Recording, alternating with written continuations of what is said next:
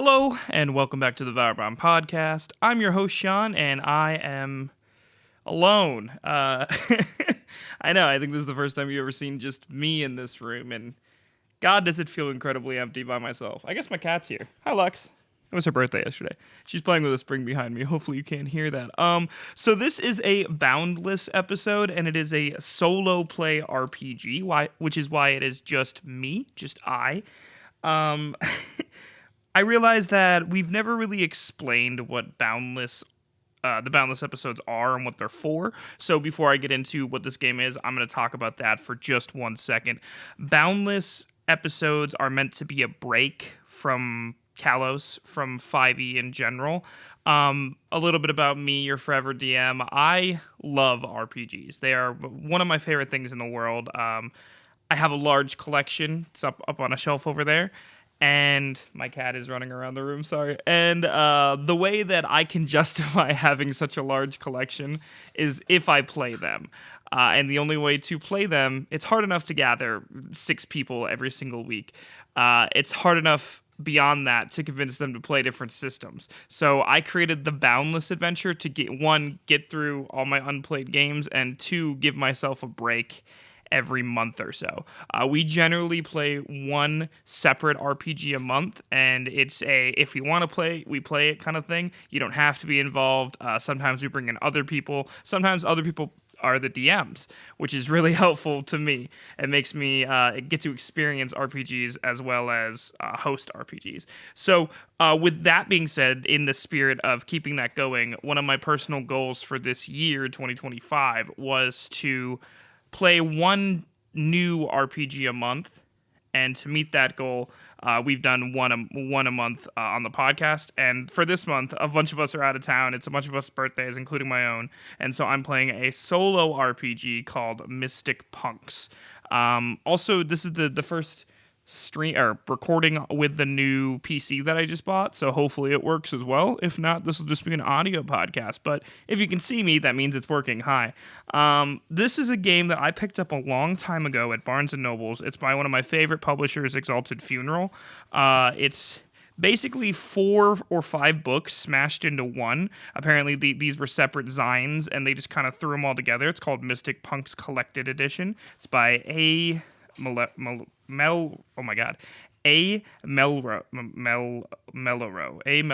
I got that on the first try, and I did not cut out 100 takes. And I will kick my cat out and then read the back of the book for you guys. Give me 1 sec. Luxana, you gotta go. You gotta go, sweetie. Come on. Sorry about that. She literally waited until I pressed the record button and then started making noise. She was not making noise at all before that, and I've been down here for like an hour. So, the plan tonight is to crack open a beer and play as far into this as I can, most likely until one of my characters, or my character, I don't know how many I get, die. So, that's the plan. Cheers. So anyways, this is Mystic Punks. Let's read the back. Students have gone missing at Star Valley High School, and no one seems to care. You determine that their disappearance are results of an otherworldly invasion. As a teenage misfit, you've only ever used your mystic powers to perform dark rituals. But now these powers are the only thing that can save your classmates and stop a supernatural legion from consuming your school. Alright, so I got a little character sheet here. I redrew the map, and I got some dice and a little miniature.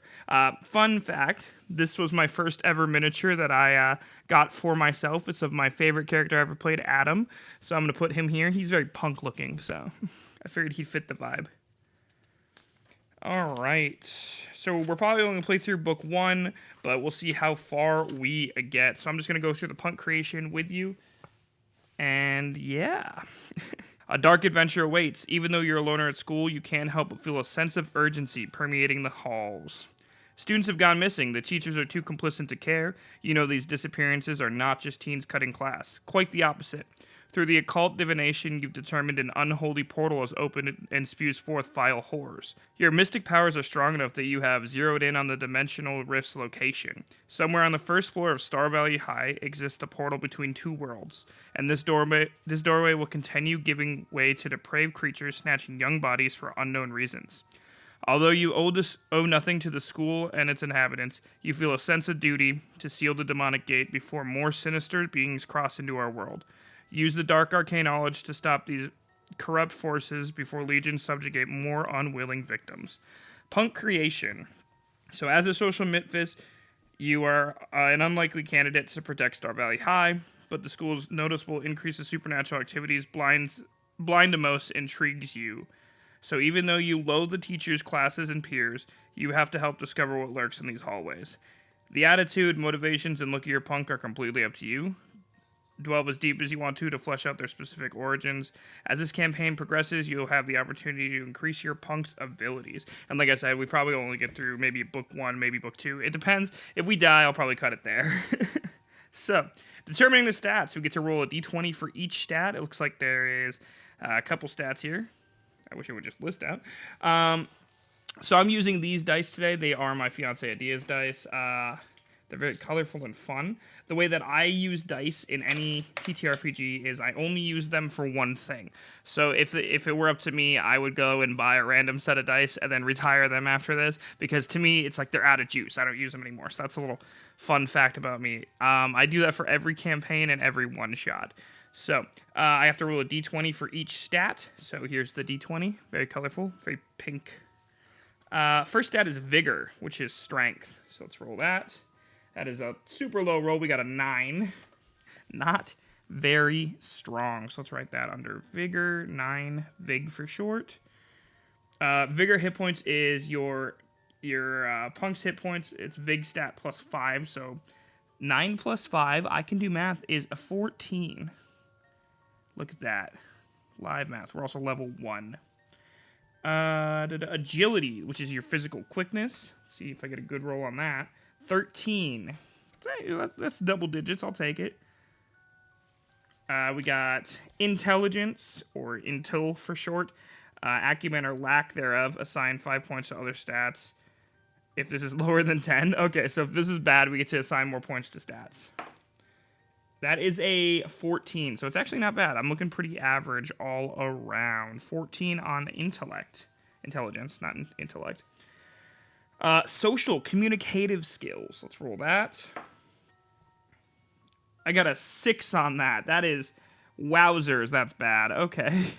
Not going to be talking my way out of anything during this. And then cunning, which is decisiveness and observation skills.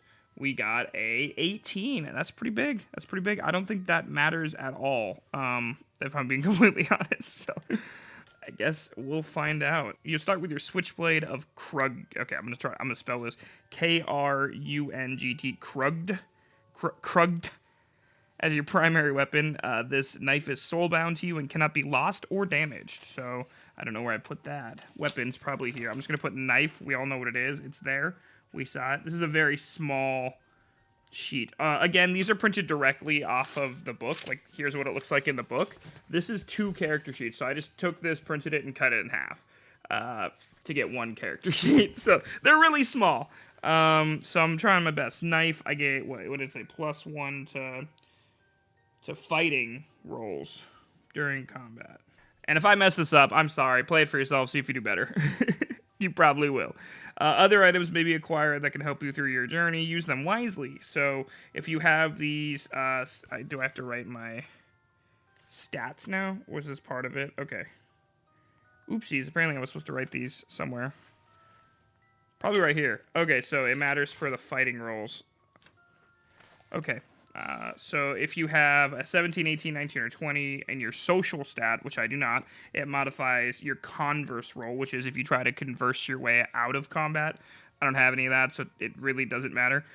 For intellect, if you got a 15 to 20, which, again, I did not. I got a 14. It modifies your combat roll. I'm assuming... I don't know what I do if I got a 14. And my agility stat was, 13? That's also below all of this, so I'm a little confused. Let's check if that even matters. I guess I just don't add anything to my rolls, or take away anything to my rolls. That's super interesting. Okay, spells. Through your dark studies, you have mastered a few spells. Each spell can be used 3 times, successful or not, due to their taxing physical and mental stresses. You can only use spells if your punk intel, which it is, stat is 10 or above. You can choose spells if your intel stat raises through levels. I'm saying intel. I know it's intelligence, but its abbreviation is INTL, so intel. Choose 3 spells. Okay, so let's get some spells. These are a lot of options. Okay, we got Tundra Hands of Yacht, a harsh spell created by the cult followers of the Yacht, the Yeti god. Once enacted, your hands shimmer icy blue and violet. Placing them on an elected victim deals piercing cold anguish. Does 5 big HP damage to 1 enemy. That's not bad. King Blaze Roar. Goblin King Blaze Debauchery became legend during his reign. His excitement during these revelries manifests into a howl. You have learned to shriek to dispatch your enemies. Again, just 5 damage to an enemy. Natara's Fireballs. Natara was a mighty troll sorcerer who controlled nature with his shrewd intellect. Fire is one of his favorite elements. 5 damage to somebody. Hogwit's Healing Meditation. Once the mantra is recited, green luminous ash covers your body. The Hogwit Swamp is known for their magic. The spell can be used anytime during play. For use outside of spell combat, do not roll for initiative. Only make a successful intelligence stat. Restore 6 bigger. So I'm going to take that for sure. Healing seems like it'll be super necessary. So I'm going to grab that one. I just got to write it down, which I shouldn't have put the book over there because I got to look at it. Silly boy, Sean. That's my receipt. Oh, here's my receipt from Half Price Books when I bought this originally. And when did I buy it? Does it say? 06/04 2023. You do the math on how long ago that was at the date of this episode, or when it airs. And it was $12.50, if you're wondering. Half Price Books is a great place to go for RPGs if you ever just are looking for RPGs, guys. If you have them in your state, check them out. I'm just going to put healing, because that seems easier than remembering what the fuck it actually is called. Healing. Cool, we got that one. And we get to pick 3. Pognif Explosion. An ancient imp tribe, the Pognifs developed a devastating spell to horrify their enemies. Once executed, your body combusts and explodes. Your viscera becomes a demonic shrapnel that ravages all opponents. Your body messily reforms after completion of the spell. It does 8 damage to all enemies. This is the only one I've seen that does AoE. That's pretty cool. Pognif Explosion can only be used safely once. For the remaining 2 uses, you do a Vig stat check, and it must be made to save your life. Roll 1d20. You die if the roll is equal to or lower than base Vig stat. So it's a possible suicide bomber kind of ability. I fuck with that. That's fun. And then there's level 4 spells. Can only be used once during the campaign, and can only be cast before move. Okay. So why wouldn't I grab the higher spells? Am I not allowed to? Each spell can only be used 3 times, successful or not due to your physical. You can only choose spells if your punk stat is 10+. Doesn't say I can't choose these. So roll 1d10. Okay, oh, that's where it comes in. Okay, roll 1d10 for level 4 spells. If you roll 3 or lower. Okay, so I should choose these 3 spells, and then you get to get these if you roll on the d10. Okay, so we'll take the healing spell. We'll take the explosion spell because that's hilarious. For flavor. Explosion. And then I'll have to reference this as well. What is this, page 10? I'm just going to put page 10 at the bottom because I'll definitely have to reference this. And then one of the other spells, I don't think it really matters. They're essentially the same thing.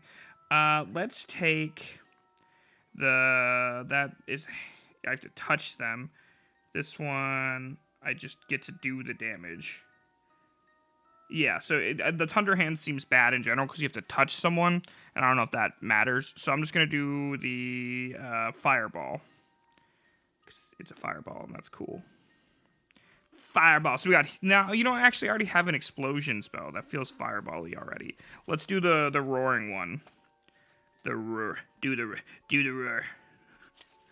Alright, so now we get to roll a d10, and I always forget what d10s look like. I think they're like... Is this a d10? That looks like a d10. It's got the 0 on it. Yeah, okay, that's a d10. Here we go. So I get to choose one spell if I roll a 3 or lower, and I rolled a 6. So math ain't mathin'. I don't get a level 4 spell. Level 5 spell. Roll a 1d10 again. Choose one spell if I roll a 5 or lower. I rolled a 5, so I get to choose one spell on this. We got Vlarag's Doubler. A Warlock Vlarag was not shy about the potency of his magic, spelled with a J. Majick. Double the damage of a chosen spell for 2 combat rounds. Okay. And Hooger's Stone Hide. Blacksmith turn mage. Hooger Dunperth. Names, dude. Concocted this armor for mystical defense. Once cast, you take no damage for 3 consecutive rounds of combat. Pretty good. Pretty good. What else do we have? And this one's just called Summon 2 Red Slimes. They successfully summon 2 red slimes, but as your companions for 3 separate enemy encounters before returning to the Netherworld. If all 3 encounters are victorious, 1 slime remains your companion until your or its death. That's not terrible. I mean, red slime seems pretty goddamn good. Let's take the red slime. Obviously, pretty good red slime. And it says on the side, can only be cast once during the entire campaign. I'm assuming it means this level and below. And then can only be cast before movement roll. So, now we know. I have to cast it before I move, and I can only cast it once. So, I might start the whole thing by casting that. Alright, let's move on to the next page. If you encounter an enemy, you have 3 options. You can either fight, flee, or converse. You cannot switch actions during the encounter. For example, if you chose to fight, then you were committed to that action until you or your enemy's demise. You can switch from spell combat to normal fighting, and vice versa. Fighting works by rolling a 1d20 for initiative for the enemy and the punk. I gestured to no one. Higher roll wins and potentially can strike first. Roll the initiative once during enemy combats, including enemy groups. Equal roll for both enemies and punks negates the attempt. You reroll until a winner can be determined. Once initiative is established for the enemy or the punk, roll 1d20 to hit. Successful hit occurs if you roll equal or higher than the opponent's agility stat. Otherwise, the attack is dodged. Pretty simple. If an enemy hits you, you -1 from Vigor HP. If I'm attacking, I -1 from Vigor HP, including damage mods if necessary. So that's where like the knife +1 to fighting rolls would come in, I assume. Cool.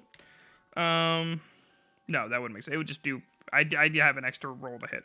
Okay. Regardless if the attacker dodged or successful, the combat round ends. An enemy or punk dies once the vigor reaches 0.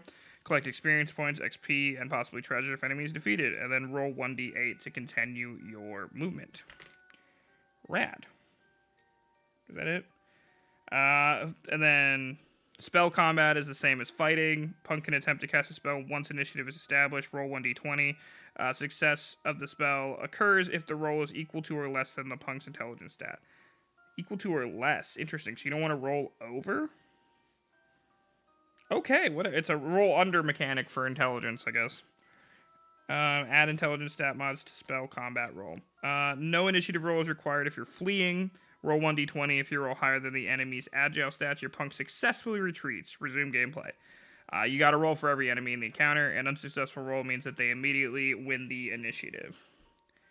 And then fighting continues until one of you is defeated. Conversing is... We're not even going to attempt this, but we'll read it just for fun.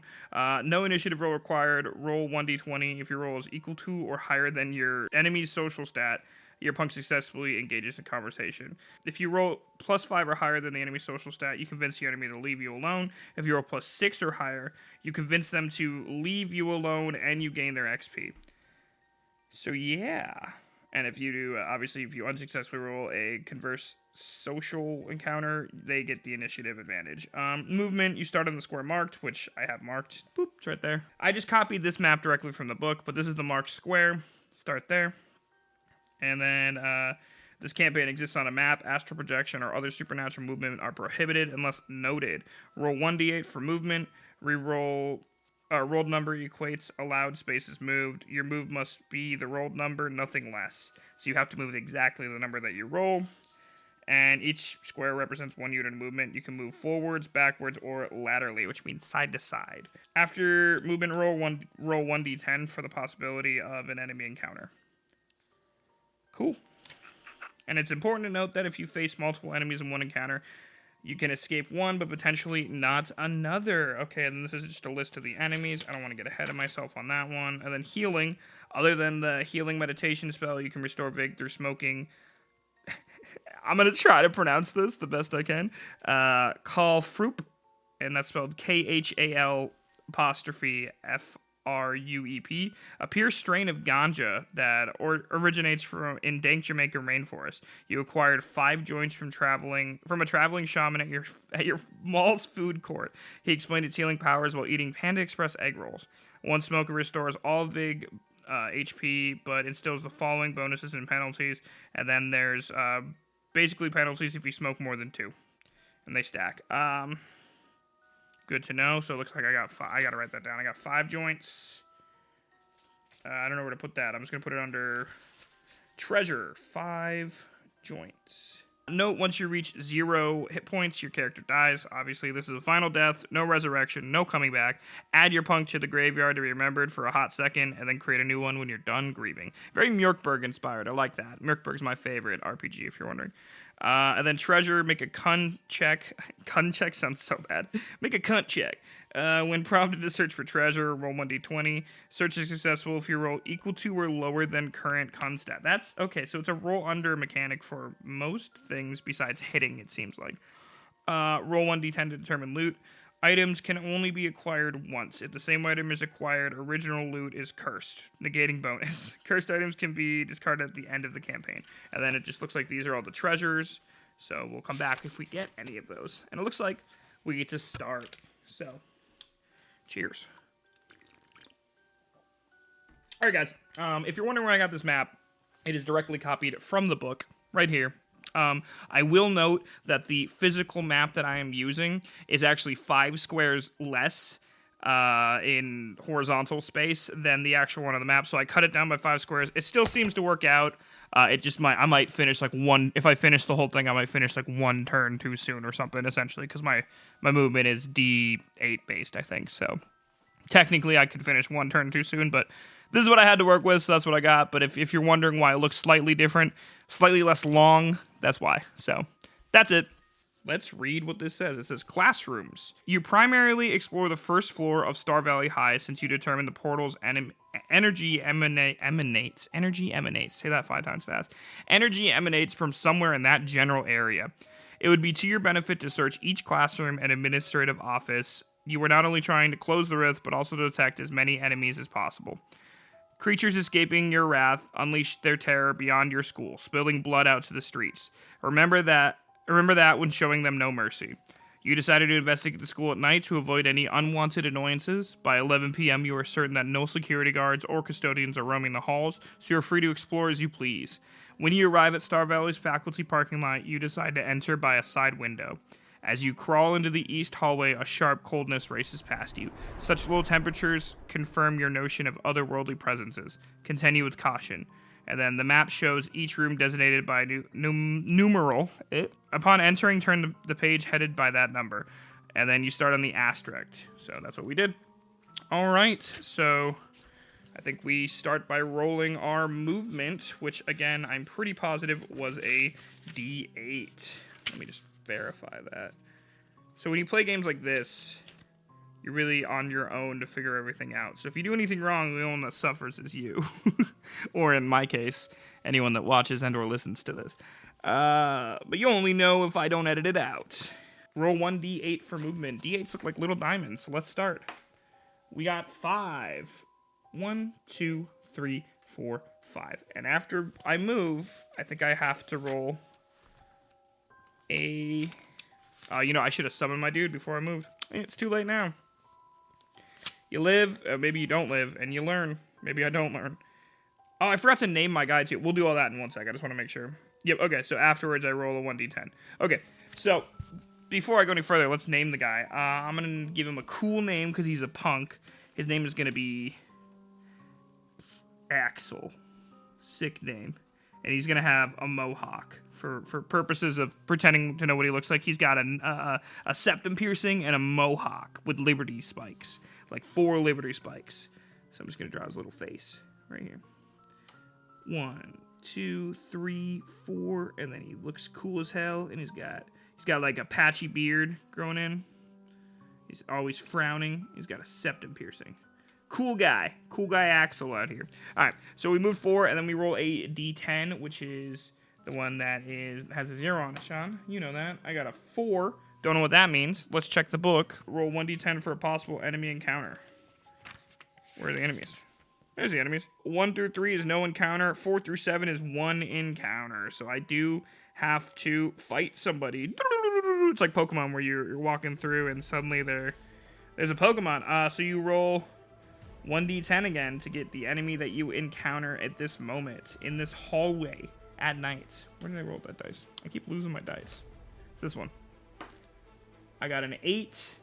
That is a red slime. That is so weird that we're encountering a red slime after I didn't summon my own. So a red slime comes into play. They're ruby-colored oozes that are more intelligent than their gray counterparts. They attack by spraying noxious crimson webs. So it appears... We'll just use this one as my red slime in front of me. Kerchow. We're fighting a red slime, guys. I have to... This is my first encounter, so I don't know how it works. I have to choose whether I'm going to flee, whether I'm going to attack, or whether I'm going to converse. I'm not going to try to converse because Axel is not very good at talking his way out of things. Fleeing seems like the move here. I got to roll higher than their agility stat. Do I add my agility stat? I could just try to roll out of it. So let's try that. We're going to just try to flee this red slime. It looks scary. What are these? I rolled a 4. I don't know what its agility is, but I guarantee that it's higher than a 4. Let's find out.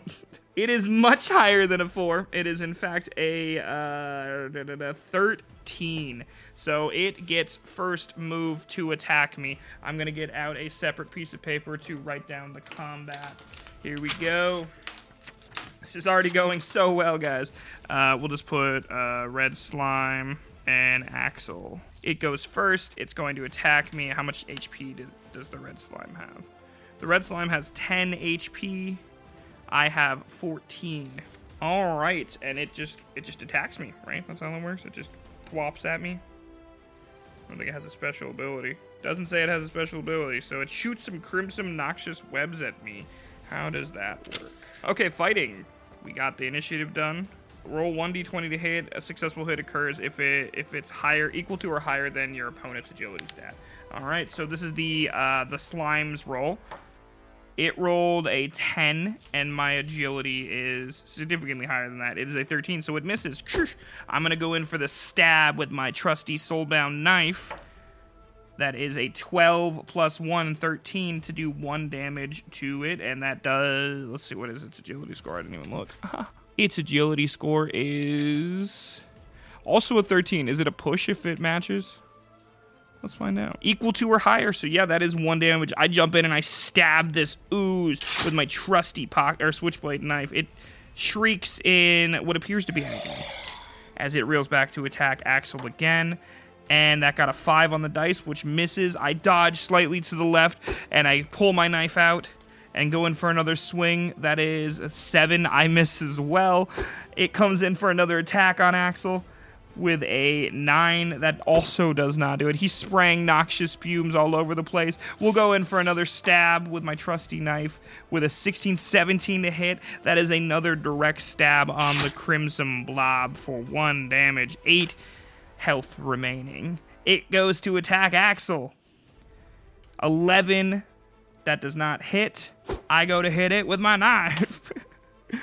17 plus 1, 18. That is another direct stab. It's basically just a game of cat and mouse as Axel jumps back and forth, hitting this person this blob with a knife as it tries to strike back at me.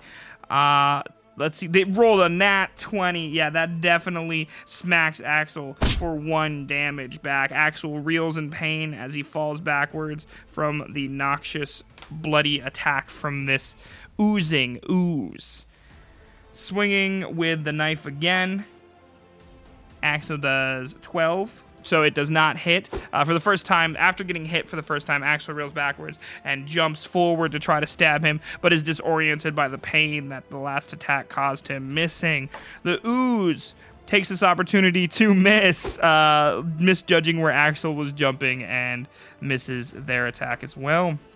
Axel jumping in, now that he's recalibrated himself, getting an 18 on the dice, 19 total for a hit on the ooze, bringing it down to 6 health. Ooze turn, 11, does not hit Axel. He's starting to feel this pain. Axel swinging, misses widely to the right. The ooze also swinging, misses widely to the right. Same roll. Axel's turn. This is just pathetic. Everyone's missing. Ooze's turn. Another miss. This is crazy. We're rolling like within one of each other every time. Axel swinging with the knife. There's a hit. Another 18 on the dice. 19, dealing 1 damage to the ooze. It is. What did I say? It was at 6, so that's at 5 now. It is now the ooze's turn. The ooze swings at Axel and gets a 12. That is a push. Or no, that would be a miss. Full on miss. Realizing that, I don't know, this might be DM knowledge, but I'm the only one playing, so I feel like I can use it. There's no way to ignore it, you know what I mean? Realizing that this combat has gone on far too long, Axel is going to try to do a roar at this ooze. How does that work? Let's find out. Follow the rules are the same as fighting. A punk can attempt to cast a spell once initiative is established. Roll 1d20. Successful spell occurs if it's equal to or less than the punk's intelligence stat. So I got to roll equal to or less than a 14. So Axel reels back and goes for the roar. Do the roar. He got an 18. He does not do the roar. He lets out a not getting the tone quite right. The spell still counts as used, though, correct? Let's find out. You can only use... what does it say?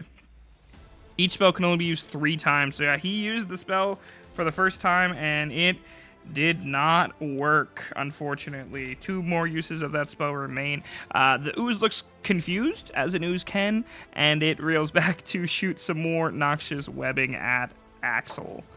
That is a 4 on the dice. It does not hit. Axel's going for the roar again. I mean, it's right there. I might as well.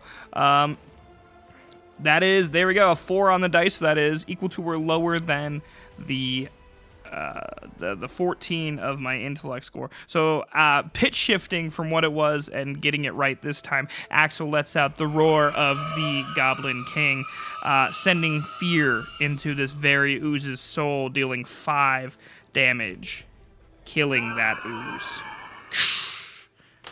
Look at that. And we use up another spell. That was the first turn. Crazy. This feels like it might be a grind. It looks like I get, after defeating each enemy, you accrue experience points. So yeah, I get to get some experience points from killing a red slime. That is a lot of experience points. 35 experience points, to be exact. They shoot into me. I feel like I did really good, chat. I stream, sorry, so chat's like my go-to response for things. I'm just gonna put, what is it? Is there a spot for... I don't know if there's even a spot for where I can put my experience points, but I'm just gonna put them right here. 35 experience points under treasure. 35 XP. Cool. Well, we finished it.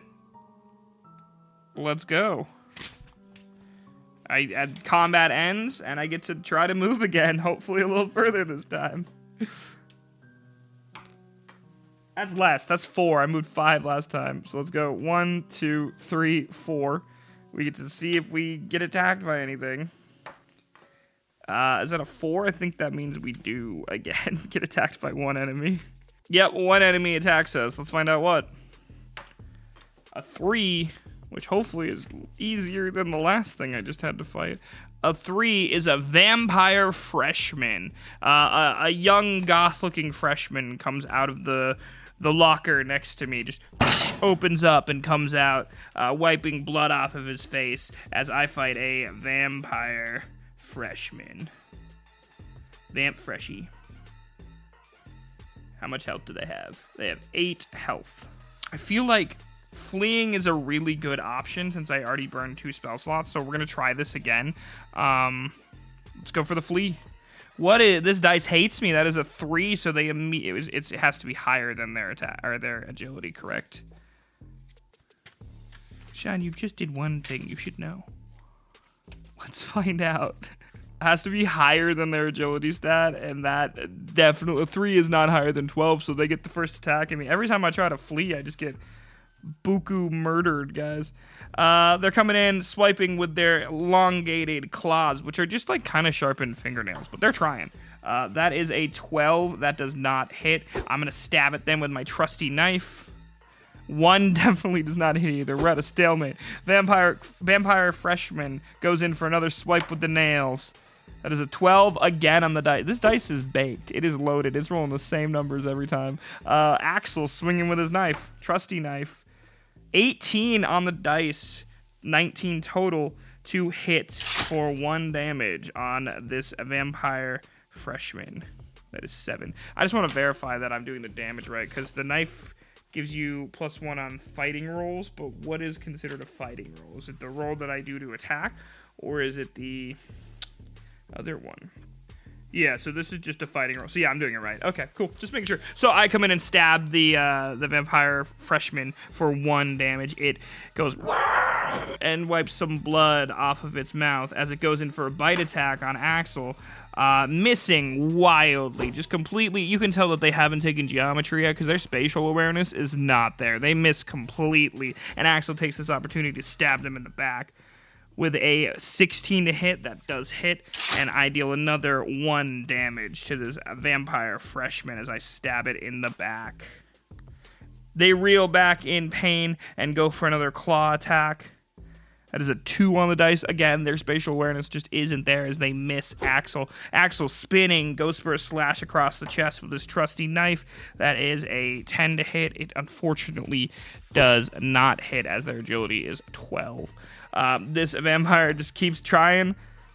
Swings for 11, misses. It has to get 13 minimum. Axel slashing again with his trusty pocket knife. That is a, oh my god, math. 11, I need 12, it doesn't work. Vampire coming at me. A nat 20 on the dice. That will, unfortunately for Axel, hit.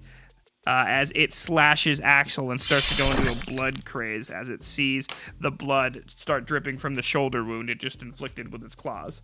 Axel touches the blood and goes, "Not today, you son of a bitch," and goes for another stab. And after that sweet line completely misses. I don't want to talk about it, neither does Axel. A lot of rolling. I'm really just rolling against myself. Is this what I've been doing to people? The vampire freshman goes for another attack. 7 on the dice, not enough. Axel going for a stab. 14-15 gets the stab in this vampire freshman for another point of damage. It's down to 5. Vampire freshman goes for a bite attack. That is a 13 on the dice, so that does hit, unfortunately, taking yet another point of damage for Axel. As he sinks his teeth into Axel, Axel takes the knife and tries to stab. That's 17. It does inflict 1 point of damage to the vampire freshman for working him down. Vampire freshman with a 10 on the dice, not enough, unfortunately. After that bite attack, gets a little cocky, gets a little blood drunk, can't hit Axel. Axel going for another stab, natural 20 on the dice. That does smack the vampire freshman right in the back of the head with the hilt of the pocket knife. It's like a punching gesture. Down to 3 health. I guess that counts. I just accidentally threw the dice, but I got a 3 on the dice, so the vampire freshman misses their attack. Axel goes in and gets a 1 on the dice, absolutely missing that attack. We're just kind of standing at each other, wounds on both of us, looking at each other in this hallway for a moment, as the vampire comes in for another natural 20 on Axel. God damn. Down to 10 health for Axel. Axel swinging his knife at the vampire freshman. This is the hardest hallway I've ever been in, and I went to public school. 15 gets the hit on the vampire freshman, bringing him down to 2 health. My cat's back down here. I can feel her. Vampire freshman coming at the attack on Axel with a 9 on the dice, not enough. There's an attack from Axel to the vampire freshman. That is a 16 on the dice, dealing 1 damage as I slash it across the leg in a 6 slide maneuver, bringing it down to 1 health. The vampire, now struggling to stand and wanting to kill Axel, rend him limb from limb, goes in for what we presume could only be his last attack. 7 on the dice, misses completely. Axel's too quick as he does a 6 spin to slash him across the back. With a 18 on the dice, 19 to hit, killing the vampire freshman.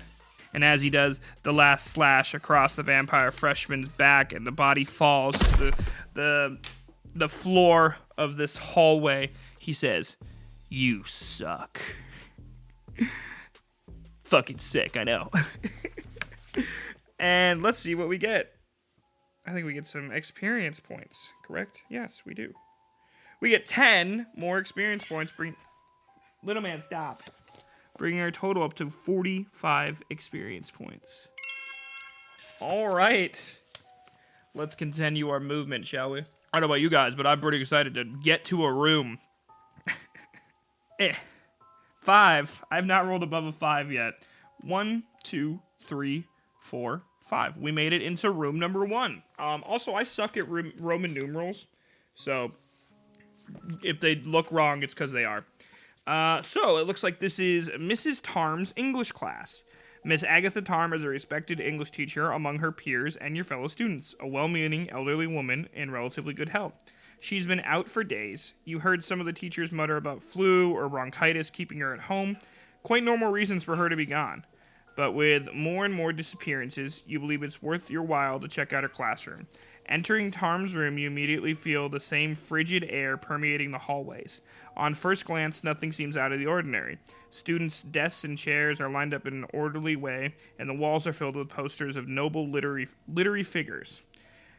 You're about to leave the room when you notice a green glow behind Tarm's desk. Insert green glow noises, Sean.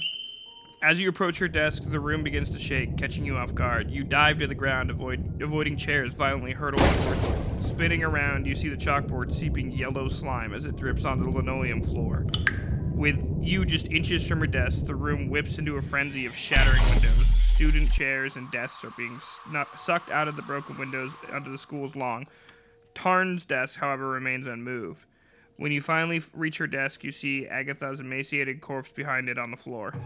The yellow ooze still pouring from the chalkboard is now enveloping her body. Tarm's sunken eyes and mouth fill and bubble over with a gelatinous goo. I'm so sick of goos and oozes already. Her withered, coarse flesh is now encased in a smooth, hardened yellow shell.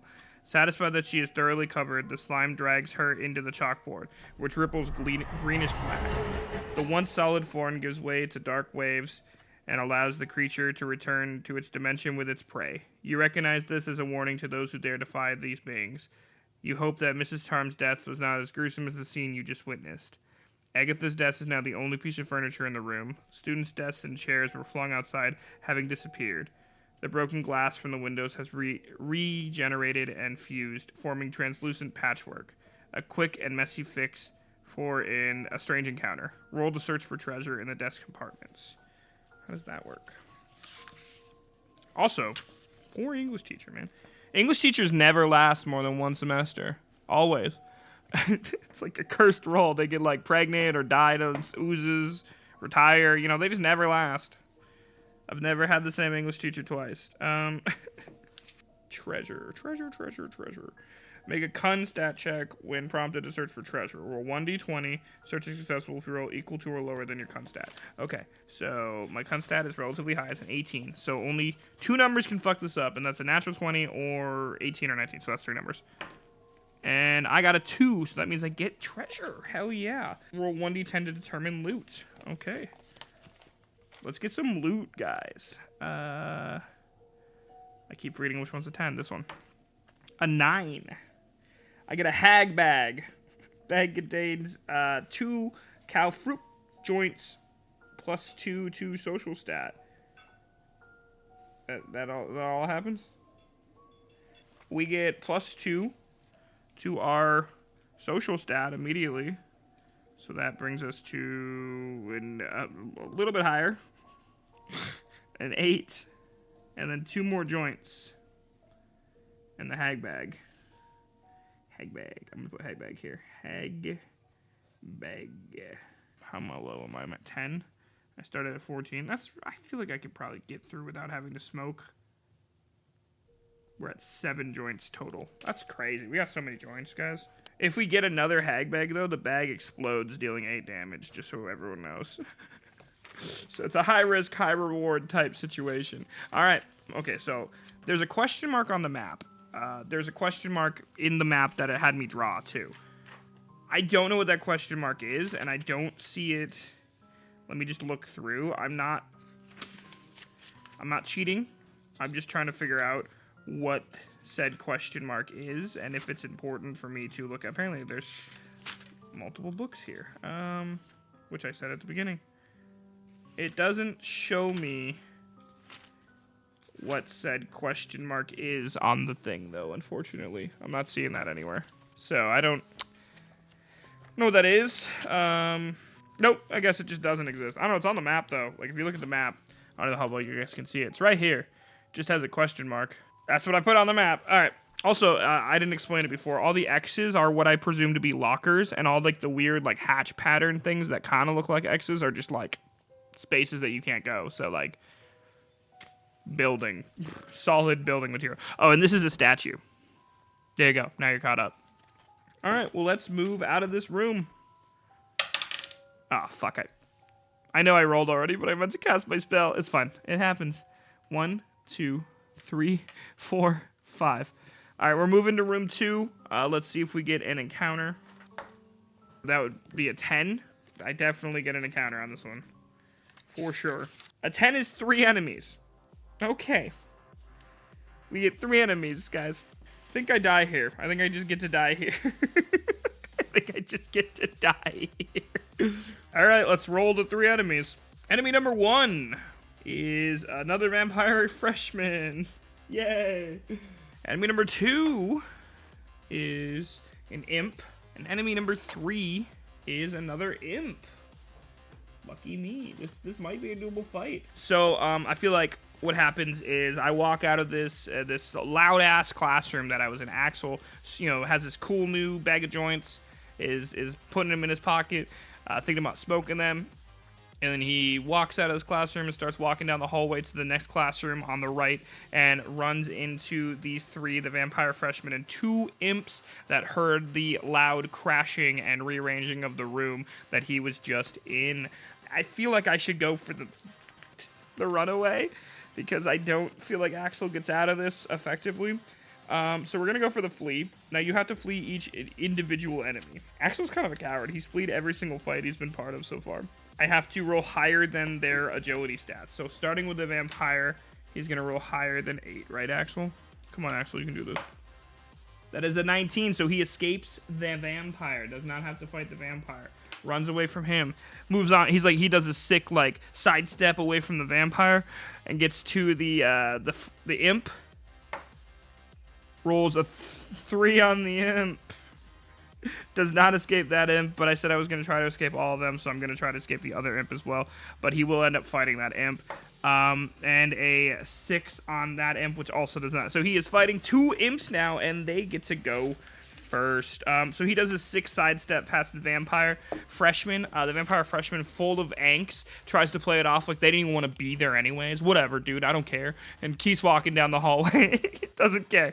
But Axel does have to fight 2 imp. They get to attack Axel twice.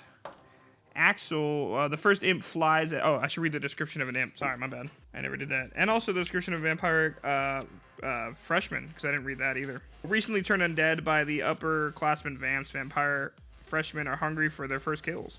That was the description for the vampire freshman. Forgot to read it before. Sue me. And the description for imps are mischievous to the core. Imps are notorious for their lethal divisiveness. Most stand no higher than 3 feet and are ruddy in complexion with sharp filed teeth and pointed ears. They attack with whatever's available, strongly preferring ball-peen hammers. So we're just going to assume that both of these people, these imps, have ball-peen hammers as they attack us. And the first one rolled a 9. That does not hit my agility.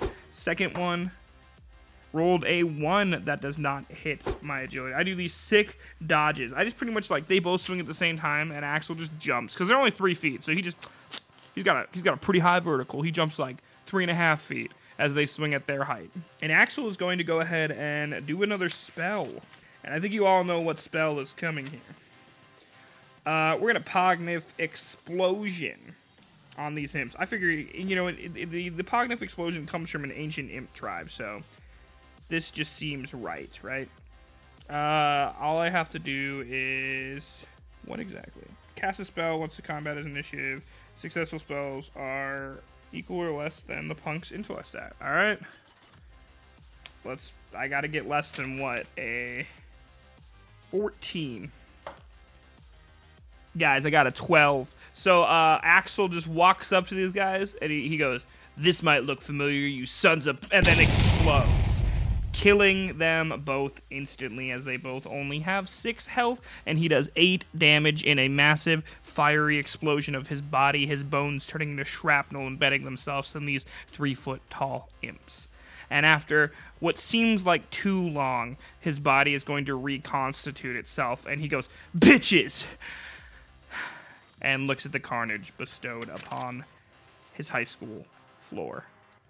All right, so that ends that combat pretty easily. Let's mark that off. Let's use one of my uses of the explosion spell. So now every time I try to use that explosion spell, there's a chance that I just die. Just so everyone is aware that I just absolutely die. So, rad, cool. I get experience points for that. How many? Imps are worth 10 experience points apiece. I get 20 experience for that, bumping my total up to 65 experience total. And in between combat, before movement, because the next thing I'll do is roll movement, I'm going to choose to cast my red slime spell, because I keep thinking about it and then not doing it. So let's go ahead and do that right now. Axel cuts his own arm. The blood spills to the floor and congeals into 2 small beads that rapidly grow in size, becoming 2 red slimes. I made that up. That's not even in the book. He's doing spell casting. He's doing some cool shit out here. I just gotta figure out what they look, or what their stats are. Use red slime stats. Okay, cool. So I got 2 red slimes, and I think they're with me for how many encounters? If successfully summoned. I mean, I have to try to summon it? I gotta try to summon it. My bad. I guess I didn't know I had to try to summon it. Take that cool description back. Let's see if I get to summon it. I don't get to summon it. Does that count as a spell? I don't know if can only be used once during the campaign. So I guess I just don't get it.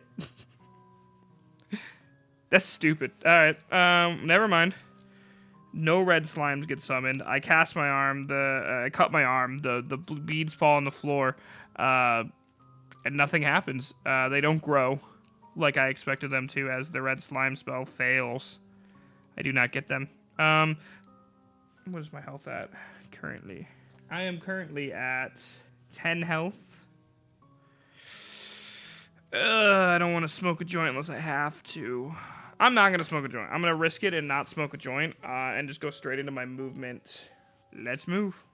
Big move, big move, big move. What is that? A 1. Fuck. Okay, I move 1 space. And then roll combat to see if I get another fucking combat encounter. A 3. That is no combat. No enemies appear. We're good. I'm not making that up. 0 to 3. There's no combat. 2. 1, 2. We made it into the room. That's all that matters. We made it through the door. We breached the room of room 2. Let's find out what happens. You have long subjected Jonathan Kip's association with the occult. By the way, room 2 is Mr. Kip's science class. Kip is a meek, middle-aged man who dawdles behind beakers while grading exams. One day, you notice strange scars on his arm. To the uninitiated, these marks look like reminders of a bad fall. On closer inspection, however, they form concentric patterns identifying worm priests of Gamlern. These unholy men are necrotic nightmares who command Gamlern's feared worms. Investigating his science classroom seems obvious while attempting to uncover clues regarding the dimensional rift. You enter the classroom to see Kip adorned in black and crimson robes, facing you with his arms outstretched. His Gamlerian scars now gold against his ruddy skin. Kip's eyes roll into his skull while he recites words in an unknown tongue. His arms ball to his sides as the spell ends, and a portal opens in the center of the room.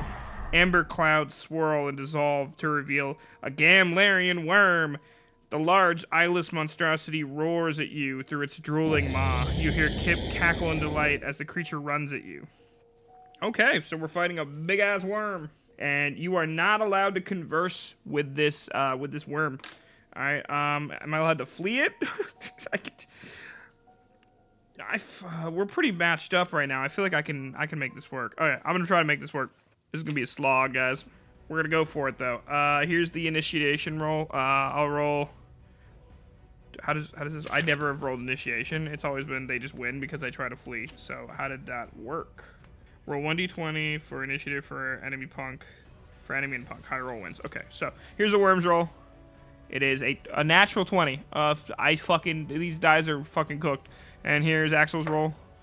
It is a 17. So I think the worm might go first. Yeah, worm goes first.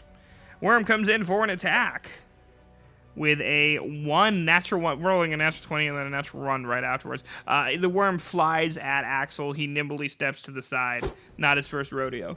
Possibly his first wormeo, though. Axel also rolls a nat 1. I have no words. We're just going to go on. The worm attacks again.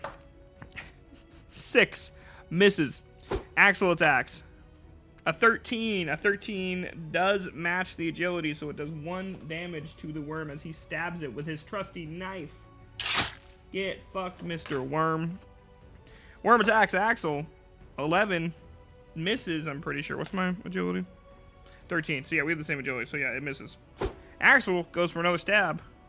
16 on a dice, 17 total, gets another point of damage off this worm as it stabs it. Mr. Kip cackling in the background.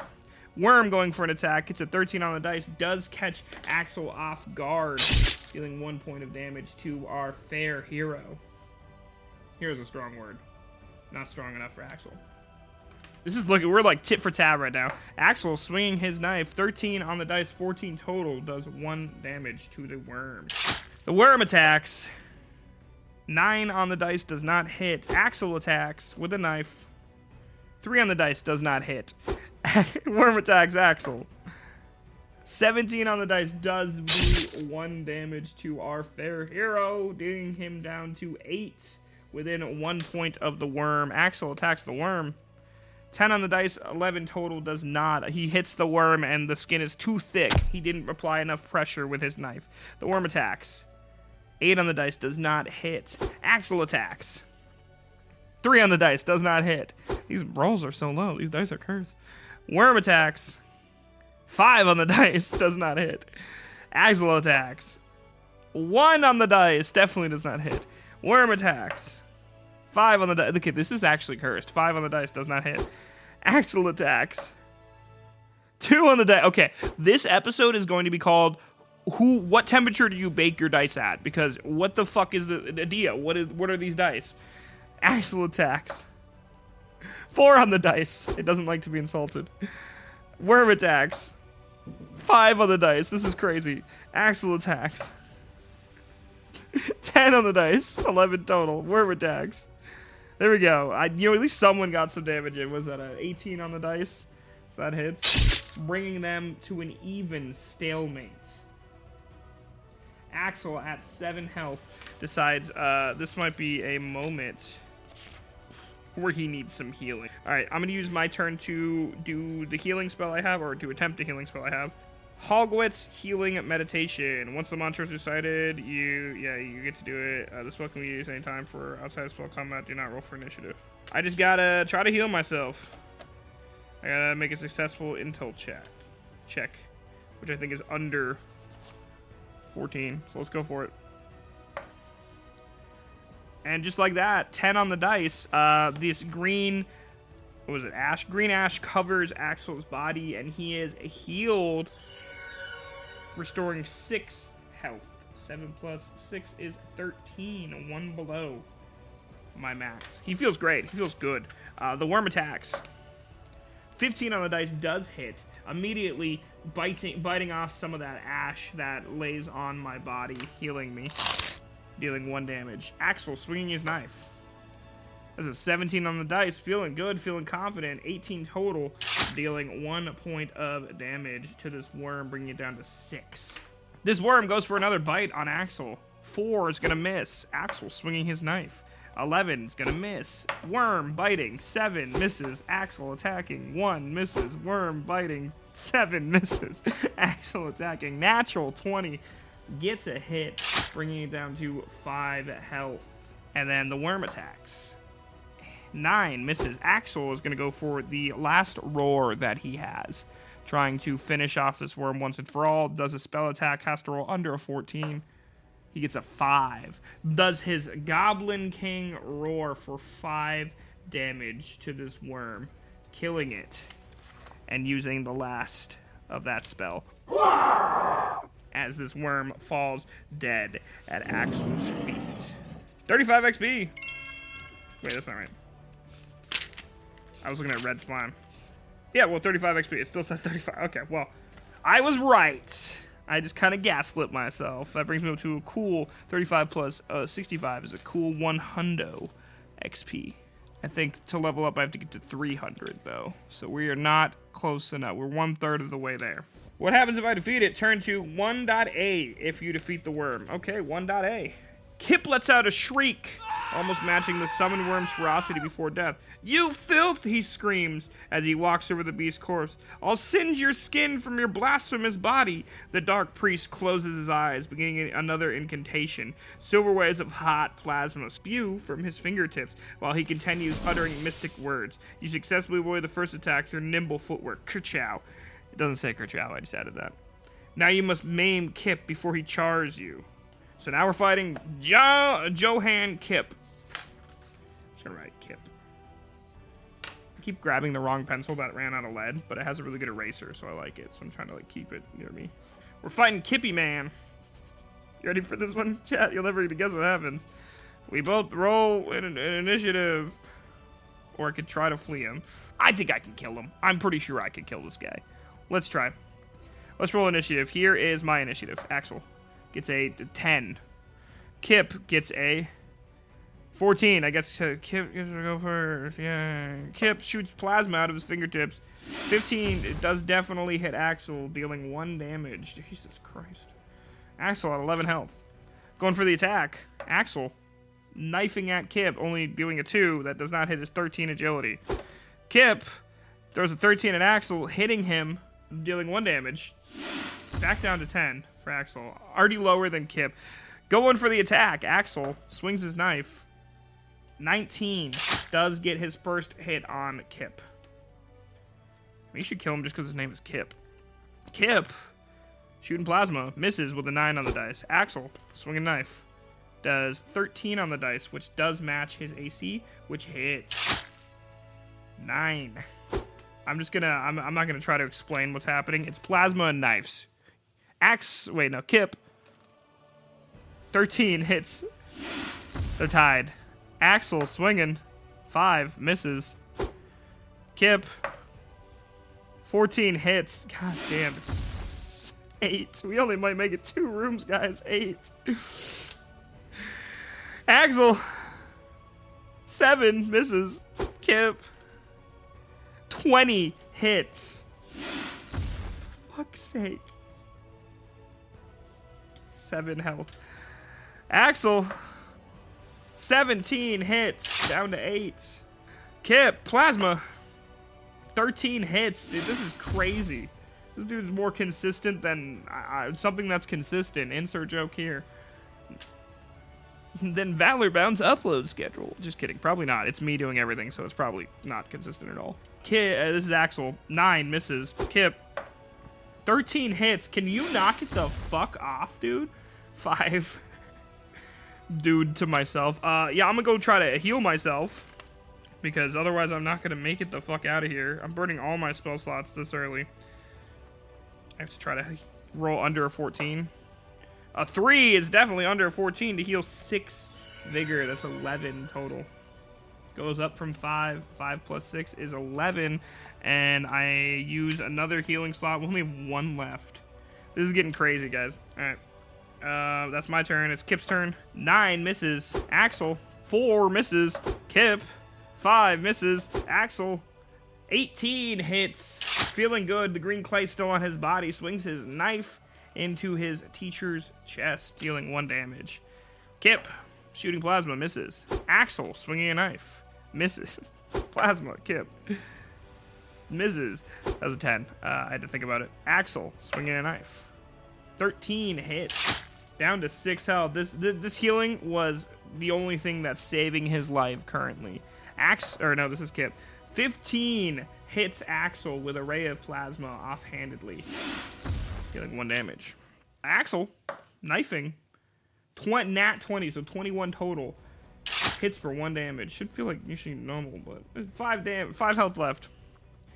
Kip, with a 4, misses. Axel, with a 1, definitely misses. Kip, with a 4, misses. Axel, with a 14, hits, bringing him down to 4 health. Kip, with an 8, misses. Axel, with a, a 5? 5, misses. Kip, with a 6, misses. Axel, with a 14 plus 1, 15, hits, bringing him down to 3 health. Kip is angrily screaming at this point, trying to hit as much as possible as he swings again and misses with a nat 1. I've rolled so many nat 1s. Axel with a nat 1. Can you hear me? Can you hear me speaking dice? Well, how about you roll some 20s for Axel only? Kip, 2. Axel, 4. Kip, 13, hitting Axel, bringing him to single digits, 10 down to 9. Axel, 17, 18 on the dice, down to 2 health. Kip, so 16, smacking Axel for another attack. Axel, natural 20, thank you guys, bringing Kip down to 1. He's screaming in agony over not only his own life, but the life of his worm. Kip, with a 14, in the successful death throws, smacks Axel for 1 damage, bring him down to 7. Axel, can he finish it? No, wait, no, it's a 16. Yes, he can. 17 total on the dice, smacks Kip in the back of the head with his knife, taking him out. His body falls to his science floor next to his worm. Turn to 1C if you defeat Kip in combat. Apparently there was an option to talk to him, but I'm not good at talking to him. Kip's body slumps to the ground as he hisses curses at you. With his final breath, he melts into a puddle of pink mush. You are now closer to finding out information about the demonic portal. Continue your journey. So I don't even get loot or fucking nothing? I just get to kill him and nothing happens? Damn, okay, well I get the 35 XP from the worm and I already did that one, and 40 XP from Kip. Thanks, Kip. Johann Kip, Norm Priest of Gamlern. Useless asshole. He doesn't even have anything on him. So I'm at 140 XP. Shit, that's not awesome. Okay, well, we're there. We got 140 XP, so rad. I'm going to, before I move, you've heard me, before I move, smoke a little joint. Which I don't know how to do, so let me figure that out really quick. One smoker restores all Vig HP. So I'm at 7. I light up over his pink mush, you know, the corpse of the worm with all the stab wounds and this pink mush. I just see that and I instantly light up this dankest joint you've ever smoked in your life. And he sits there and goes,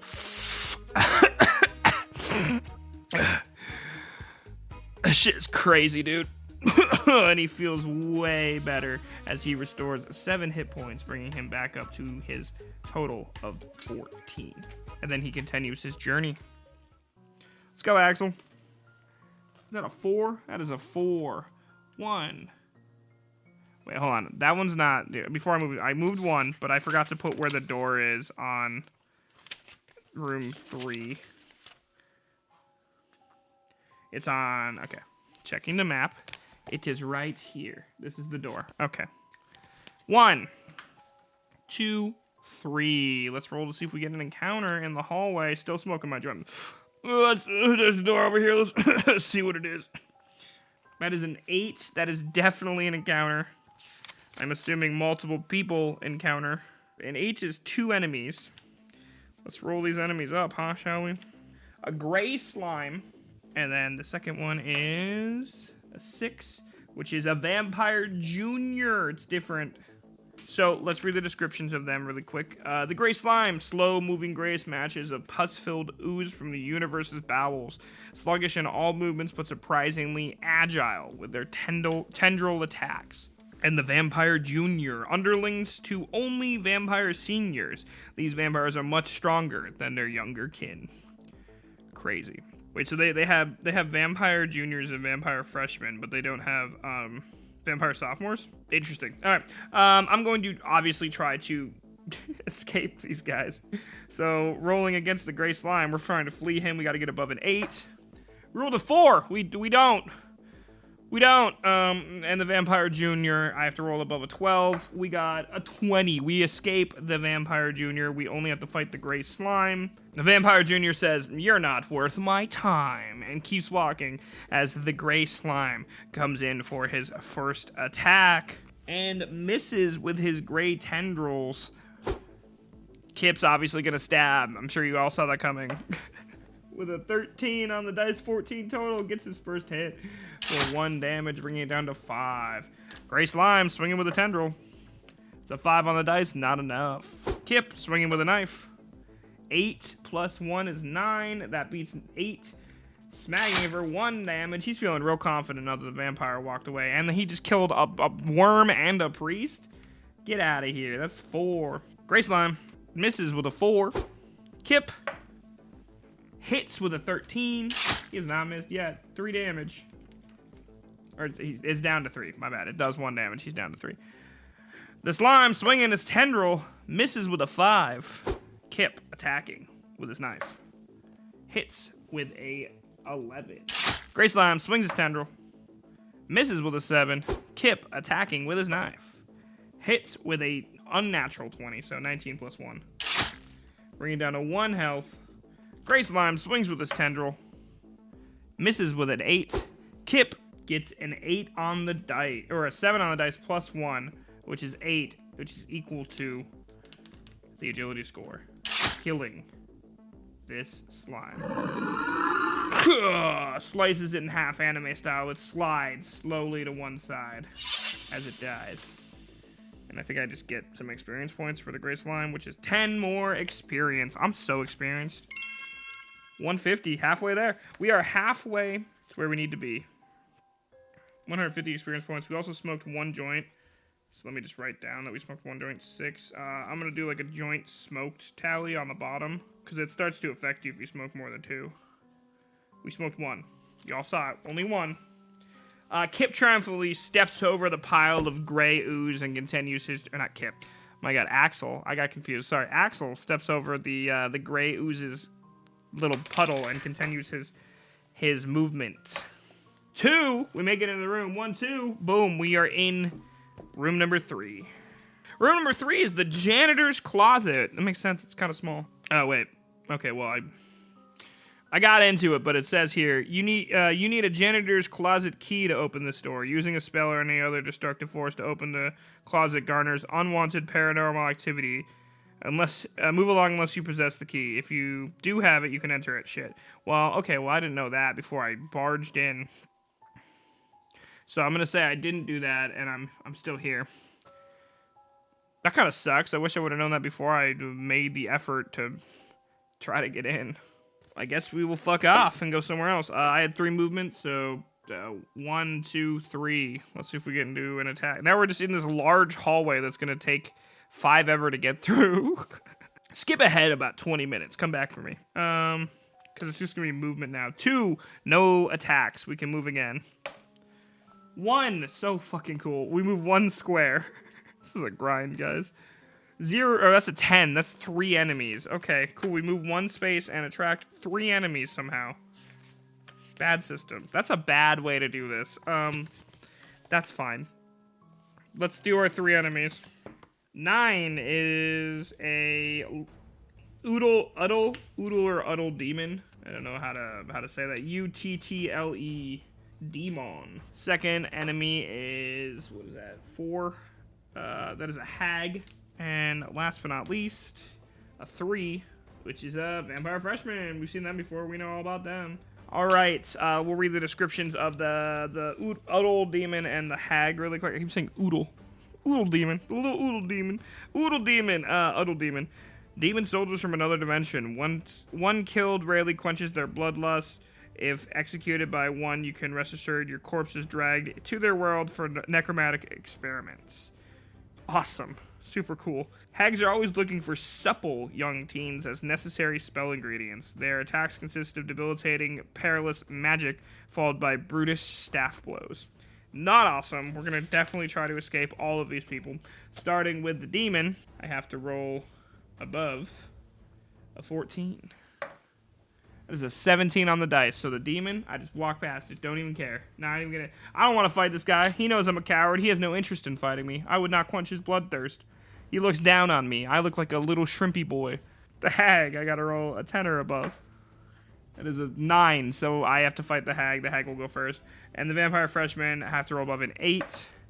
That is a 14. I do not have to fight the vampire freshman. The vampire freshman has heard tales of me killing its kin and actually wants nothing to do with me. It is scared of Axel and walks away. With that being said, the hag goes first, goes for an attack. The hag gets an 11 on the dice, does not hit. It swings its staff and it misses Axel. Axel goes in for a stab on the hag, gets a 12 on the dice, so 13 total, beating its agility of 10, which means that it takes 1 damage down to 6 health. The hag goes for another staff blow. 17 on the dice does hit Axel. Axel was at full health after smoking that delicious joint. He now is at 13 health, 1 less, as the hag smacks him in the arm with a staff. Axel, swinging his trusty soulbound knife, gets a 17, 16 plus 1, dealing another hit to the hag, down to 5. The hag swinging its staff. Does it say the hag usually swings its staff? Is that what it said? Let me just make sure. So if there's more flavor, I'd like to give it. Yeah, their attacks consist of debilitating paralysis magic. Paralysis magic. He's gonna do some paralysis magic at me. It misses. It got an 8 on the dice. Stabby. Axel Stabby misses. Hag. 15 does hit with the staff again on Axel. Other arm is now hurting as I take 1 point of damage. Axel, stabby stabs. 15, 16 total. Does get another stabby on the dice. Dealing 1 damage to the hag. Hag is down to 4. These mechanical... The reason I have so many mechanical pencils is because I just, I throw them around, if you can't tell. Hag going for an attack. 3 on the dice, misses. Axel, 10 on the dice, does hit, because their agility is 10. Stabby stabs, down to 3 health. Hag, 15 on the dice, does hit, dealing 1 damage to our fair hero, Axel. 11. Also, I wanted to narrate this whole thing, but I do 100 rolls of combat. Imagine if I was fighting through people. I'm just telling you what's happening, if you're wondering. Axel, swinging. 17, 16 on the dice plus 1, getting the hit, knocking the hag down to 2 health. Hag, 14 on the dice, does hit, knocking Axel down to 10 health from 11. Axel, swunging, 2 on the dice, does not hit, 3 total. Hag, 7 on the dice, does not hit. Axel, 10 on the dice, plus 1 is 11, does hit. Stabby stabs. 1 hit point remaining on the hag. Hag, 13 on the dice, does hit, knocking Axel down again to single hit points, with 9 remaining. Can Axel kill this hag? 14 on the dice, 15 total. Axel takes 1 final swing and embeds his dagger his knife, pocket knife, directly into the hag's forehead, putting this bitch down.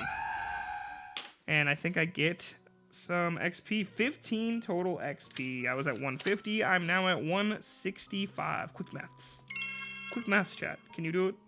I can't. Usually, but I'm under pressure here, so I'm doing it. All right, let's continue walking. Because, okay, you know what's crazy is it said if I tried to force the door open, it would attract unwanted paranormal activity. Bro, I'm just walking down a fucking hallway and I'm attracting unwanted paranormal activity. What are your... there's some problems with this book. Movement. 3. 1, 2, 3. Let's see if we can attack. Please, God, no. That's a big attack. Yeah, that's 6. That's the one enemy. Who's the one enemy gonna be, chat? 0. Wait, that's 10. The Vitz Hellspawn. We got a Hellspawn. Wow. That's the biggest thing that could appear, and it's just appearing to be walking. Are we not seeing a problem with the system of just trying to get through? I guess if it's for single players that are just playing the game, you can restart whenever. But I'm just like, I'm a one and done kind of guy, so like I'm gonna die 1/3 of the way through. But then again, not all games are for Sean, so let's read about it. Vitz Hellspawn, their humanoid torsos fused with arachnid bottoms make for a horrific sight. These magical abominations make for short work of opponents with their barbed spider appendages. Vitz Hellspawn are the overseers of the Uddle Demon Battalion. So it's like a spider demon. Horrifying. Not awesome. Definitely going to try to run away. What do I got to roll over? A 15. All right. Try to roll over 15. Here comes the roll.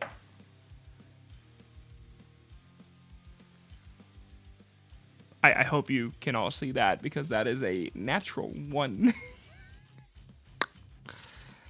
Axel gives up. Axel kills himself. No, I gotta fight this demon. Demon gets the first attack. Shit. All right. Well, we're just going for it at this point. Demon gets the attack. Is that a 14 on the die? Jesus. Okay. Demon hits immediately on Axel. Not on Axel. At Axel for 1 damage, bring him down to 8. Axel goes for a stab. Gets a 5 on the dice, which is nowhere close to the 15 he needs to get. Demon gets a 17. Are you for real right now? A 17? A 17 on the dice. Hitting Axel. Down to 7. Axel goes for stab the demon. Gets a, what is that, a 16 total? I do 1 damage. All right, Axel does 1 damage. Bring it down to 13. Started with my health, like my max health. The demon attacks Axel. Gets an 11 on the dice. Misses. First miss. Axel attacks the demon. Gets a 10 on the dice. Misses. Demon attacks Axel. Gets a 6 on the dice. Misses. Axel attacks demon. Gets a 16 on the dice. Plus 1. 17. Hits the demon for 1 damage. Bringing it down to 12. Axel, or the demon attacks Axel. It's a 9 on the dice. Misses. Axel attacks the demon. Gets a natural 20 on the dice. 21 total. Bring it down to 11. We're working this bitch down. Axel refuses to die. He's not a quitter. The demon. The Hellspawn. It's not even a demon. It's a Hellspawn. Hellspawn attacks Axel. That's a 2 on the dice. Misses. Axel attacks the Hellspawn. Gets a 4 on the dice. 5 total. Misses. Hellspawn attacks Axel. Gets a 15 on the dice. Hits Axel down to 6 health. Can Axel make it out of this? God damn. 6 health. Axel stabs at the demon. Gets another natural 20 plus 1, which is 21, bringing it down to 10 health. Hellspawn. 7 misses. Axel. 10 misses. Hellspawn. 16. That's a hit, bringing it down to 5 on Axel. Axel gets a 12 plus 1 is 13. It's not 15, so it misses. Hellspawn, 11 misses. Axel, 17 plus 1 is 18. Bringing it down to 9. We are below double digits, people. The crowd goes mild. Hellspawn, 2 misses. Axel, 9 misses. Hellspawn, 2 misses. Axel, 7 misses. A lot of misses going on. They're tired. Hellspawn, 14 hits. That brings Axel down to 4 health, if anyone's keeping track at home. Hellspawn, wait, no, Axel, sorry. 3 misses. Hellspawn, 19 hits. Come on, Axel, you can do this. We believe in you. Crowd starts chanting, Axel, Axel. Axel swings. Gets a 9, misses. Hellspawn, 12, misses. He's get 13. Axel, 16. 15 on the dice plus 1 is 16. Bring it down to 8. We're getting there. We are getting there. Hellspawn. 5 on the dice. Misses. Axel. 16 plus 1, 17 on the dice hits. Closing that gap right now. Let's go, Axel. Hellspawn. 15 on the dice hits, bringing Axel down to 3. Axel. Natural 20, bringing it down to 6. It's 6-3. Hellspawn in the lead. Hellspawn attacking. 13, bringing Axel down to 2. Oof. Oof. This is just a regular fight. We're not even in a room. Axel attacking. 3 misses. Hellspawn attacking. 6 missing. Axel attacking. 10 plus 1 is 11. Not enough. Hellspawn attacking. Natural 20. Bringing Axel down to 1. Axel will use a heal. I think this is the last heal that I have. It is the last heal that I have. I have to roll under a 14 intelligence check, but it's ITLE, so, or what is it, IT something? INTL, so intellect. Roll. That is a 1 on the dice. I had to roll under 14. I gained 6 health back. I'm at 7. Hellspawn attacking. 9 misses.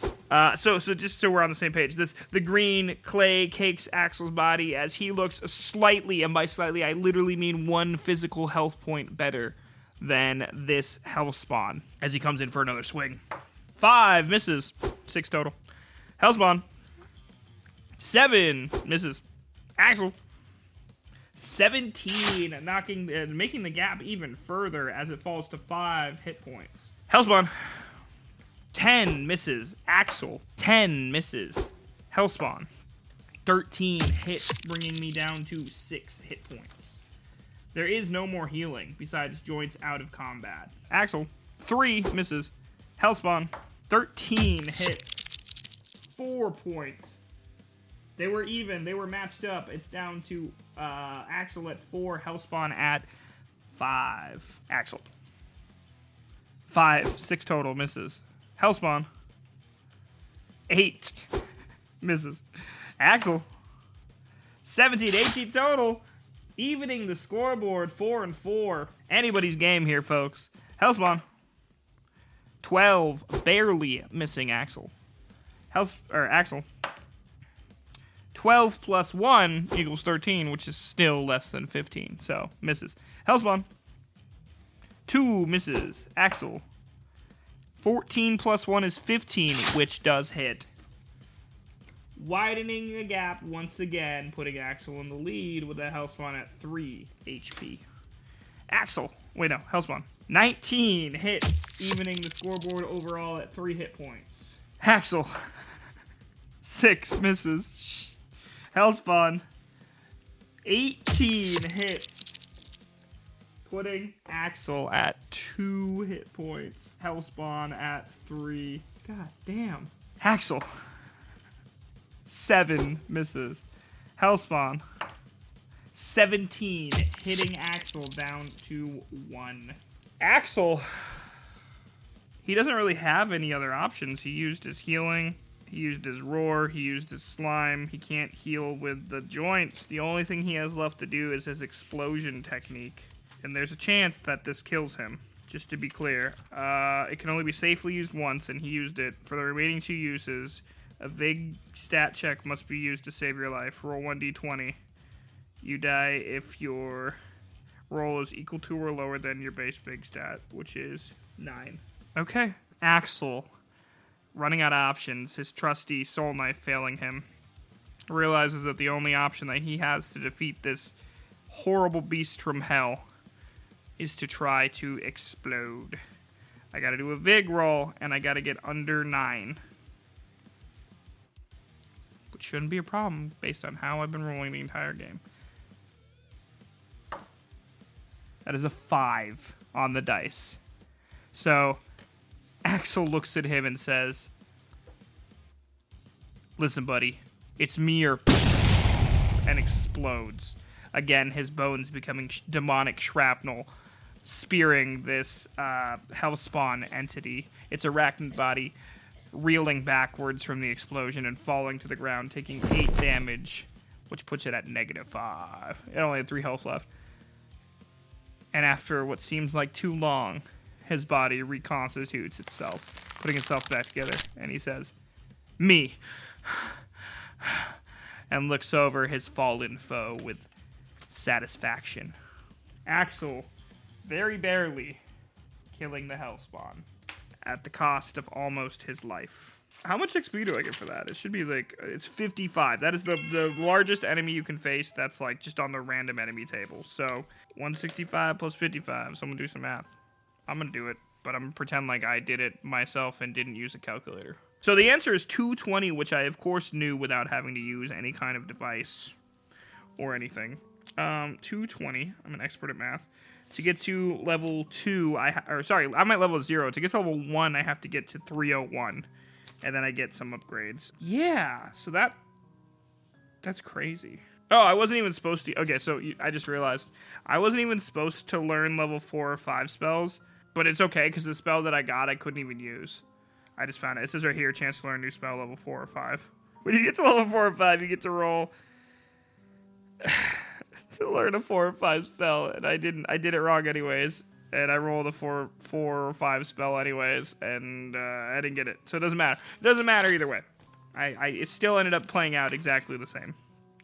I'm just a silly little goofball. Don't worry about me. Let's roll some fucking movement. Come on, can I get above a 5? I haven't got above a 5 yet on movement. 8!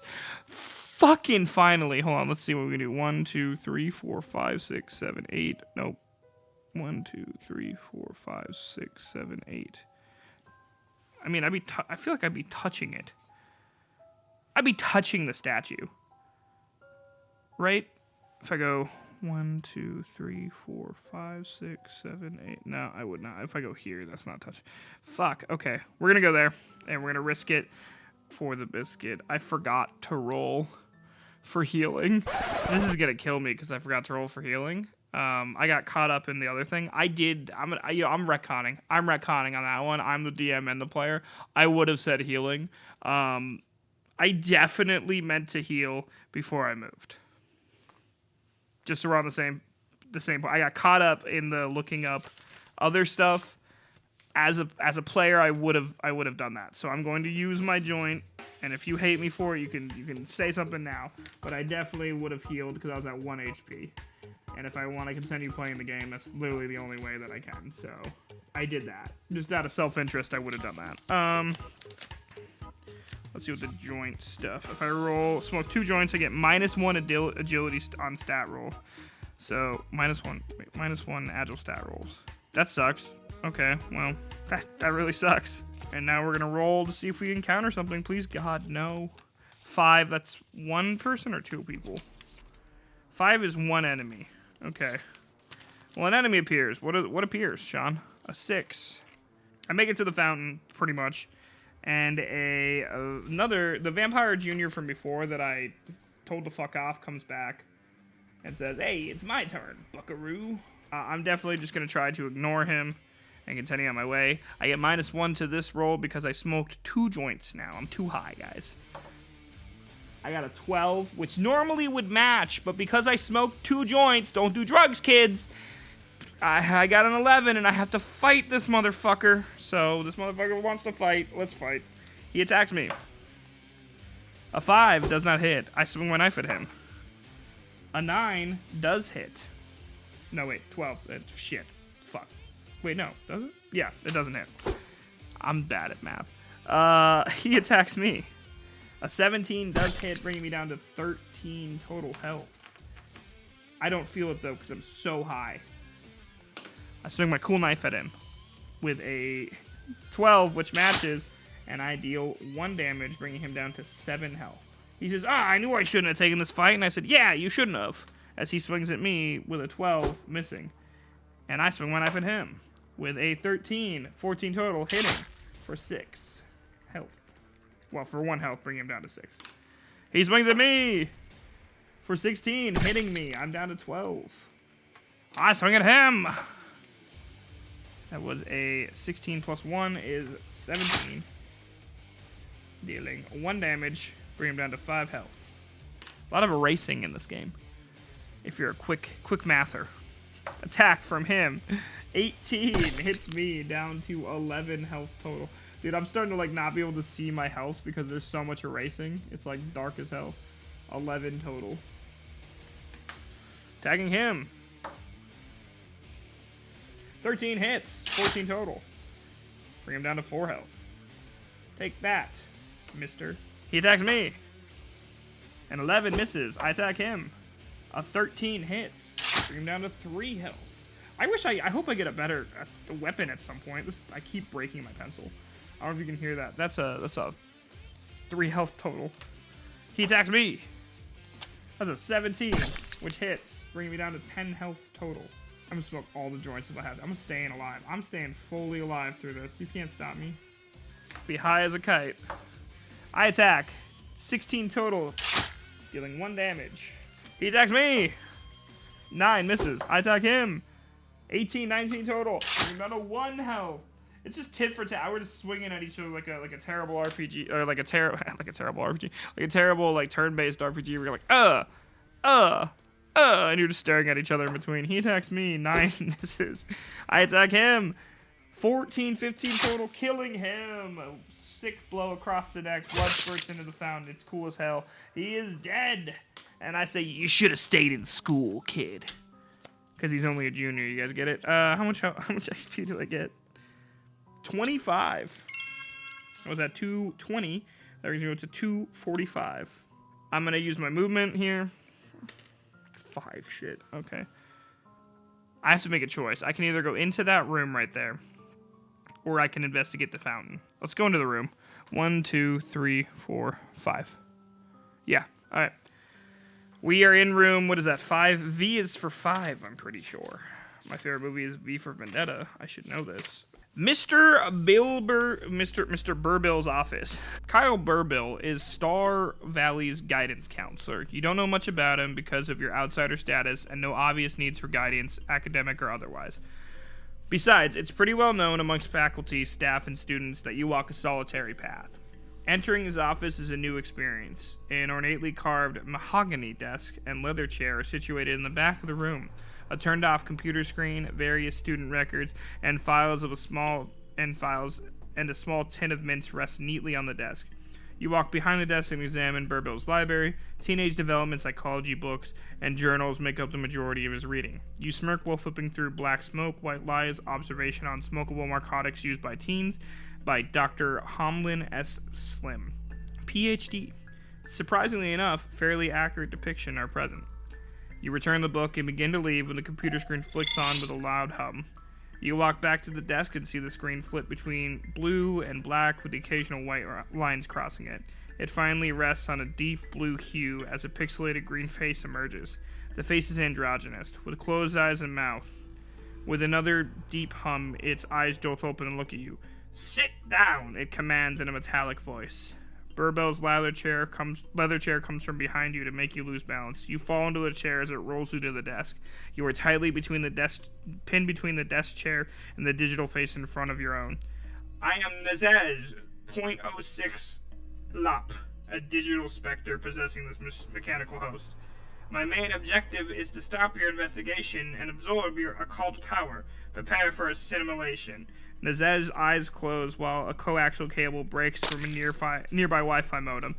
The cable, however, snake-like above the screen until the coaxial melts into a silver 4-inch spike. At first, the sight bewilders you, but that soon gives way to excruciating pain as the sharp ball bursts into your forehead. You let out a loud shriek, but soon whimper to compliancy with half-closed eyes and partially open mouth. This thing is sucking your dark knowledge from you and soon your life. You have 3 chances to make a successful intelligence stat roll. If you roll your intelligence stat or lower, you have mustered enough mental energy or force to remove the coaxial spike from your head. If your intelligence stat check is failed, Nazesh has successfully taken and assimilated your knowledge, killing you in the process. You remain in there. Okay, so let's find out. So we gotta roll my intelligence stat or lower, which is a 14. I have 3 chances to do so. That is a 3. I do it on the first. I'm dumb as hell. I just rip this thing out. So yeah, I pull it out.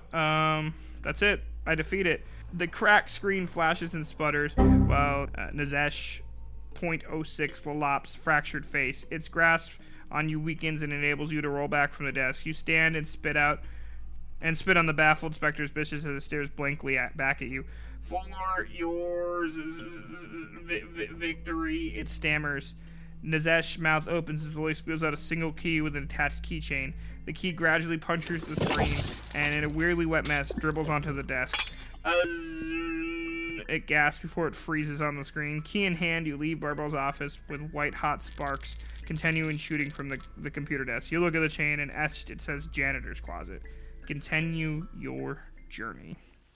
All right, well, we got the janitor key, which is back there, but I think we should check out that statue if we get a chance here. What is that, a 3? 1, 2, 3. I make it out of the room. Let's see if I get attacked. 2, I do not. Cool, that means I get to keep moving. 5. 1, 2, 3, 4, 5. We make it to the corner. We're at the statue. An elegantly sculpted white marble tiger, Star Valley's mascot, is situated in the center of the first floor hallway. Captured in ferocious mid-pounce towards imaginary prey, the statue is approximately 6 feet tall and extremely smooth from students constantly touching it. It seems the portal is not negatively affecting the statue. In fact, it seems to give off an inviting teal glow. So I guess if I decide to touch it, I get all my HP back. I'm only missing 4, but I'm probably not going to come back this far again. Right? So I should probably just touch it now. Yeah, I'm going to touch it. I choose to touch it. It can only be used once, so I am back up to full health, guys. It infuses me with a teal glow. Let's keep moving. Ooh, we're pretty close to that room. 5. 1, 2, 3, 4, 5. We are in room, what is that? I don't know these numbers. I'm going to look at the map on the thing. What room is this, would you say, Sean? It is VII. That's 7. We're in room 7. Let's see what room 7. Where the fuck is room 7? This puts us into a separate book. Okay. Well, I guess we're in a separate book, guys. Should I not have done that? 7. Okay. No. Yeah, I don't know if I was supposed to go here, but I don't see why I couldn't. I don't see why I can't go here. There's no reason that says that I can't. I don't really want to read this. Because I feel like that's spoiler, but I'll read what it says. It's under Book 2, More Classrooms. Hunvel O'Fanahan disappears back into the ether once you have chosen a character class. I didn't, though, because I'm not there. Because I don't. When do I get to choose? Why would I get to choose a character class? When does that even happen? When would I get to choose a character class? Hold on, I'm so confused. Because I finished the statue, and then I would turn the page. And it goes into a whole other thing, which is its own, which is room 6. So it just assumes you go to room 6 before you go to room 7, but I'm closer to room 7. So I'm going to go to room 7, and we're just going to let it play out as it. That's really dumb. We're just going to let it play out, and whatever happens, happens, guys. Vice Principal Flank's office. Pink smoke billows from Miss Audrey Flank's office before you even step in. You enter and barely see the lush velvet drapes covering the windows through the haze. An ornately carved marble throne is in the center, flanked by 2 braziers. An apparent source of purple smoke. No sign of Flank is apparent. Seated cross-legged on a throne is a lavishly dressed male in his 20s. His black hair is slightly disheveled, though otherwise he's pristine in appearance, similar to late 18th century dandy. The Count points at you. From the pink smoke materializes a full glass of wine. It floats towards you at eye level, stopping within an arm's grasp. Although your society laws deem you too young, immature even, to imbibe in this delicious Merlot, I offer you a new world vacant of such rules. Drink up, young master. You take the stem, but are too skeptical to drink its contents.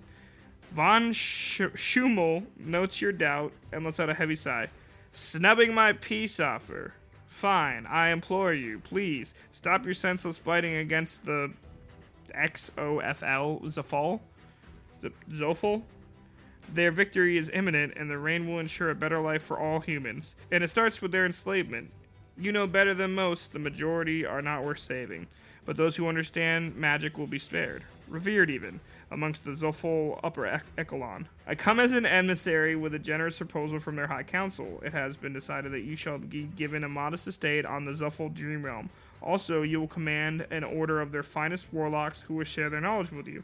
You must, however, be willing to drop arms against them and let them fulfill their conquest against the world. What a small price to pay, considering you'll be a rising star in the Zophol ranks. You grimace at the offer. Von Schummel raises a left hand, and from the smoke produces his own glass of red wine. He takes back large gulps and continues. You see, young un, when you've been on this earth as long as I have, you've grown tiresome of endless human follies. Quite simply, they are doomed to extinction by their own hands. The Zophol will promptly end their suffering, albeit through violent means. Regardless, take the proposition. I assure you it won't be offered again. You smash the glass on the floor and mutter, vampire, through gritted teeth.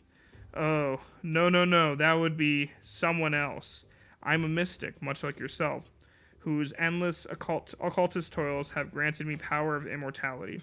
Well, at least I think I'm immortal. I've been roaming the earth for nearly 300 years with no intention of stopping. Ha ha! You smirk, cracking your knuckles, ready to test his claims of an immortal life.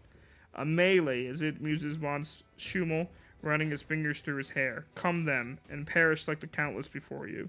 So apparently I'm fighting this dude. Count Norval von Schummel. Shouldn't have gone into this room, I guess. He's got 25 HP. He's got 15 agility. He's got 18 social. He's got a special as well. Von Schummel will dissipate into pink smoke, filling the room every third combat round, indiscernible from the smoke in the room. He physically pummels you as an attempt to locate his corporeal form. It does a lot of damage. He triples his damage every 6th combat round. Oh my god, okay.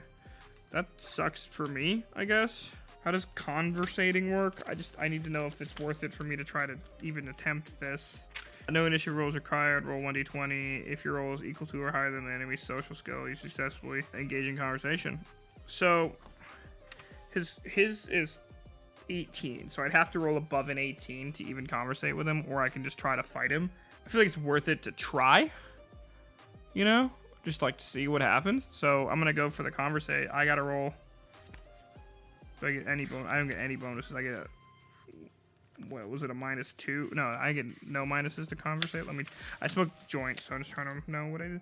Yeah, I get no minuses on any conversate roll. So I gotta roll like a 19 or a 20 to even get this conversation started. I rolled a 2. That's not happening. So he gets to go first. He attacks at me. A 1 misses. I attack at him. A 19 hits, dealing 1 damage. I stab at him with my knife. Haha. What was he at? 20? Is it 25? He's at 24. And also, I gotta keep track of the rounds for this one. So here's a round 1. He attacks me. 18 hits. I take damage. I'm at 13. I attack him. 15 hits. 16 total, so it does hit. And that's another round. Round 3. I attack. Oh wait, no, he attacks. He misses with an 8. I attack. I hit with a 17.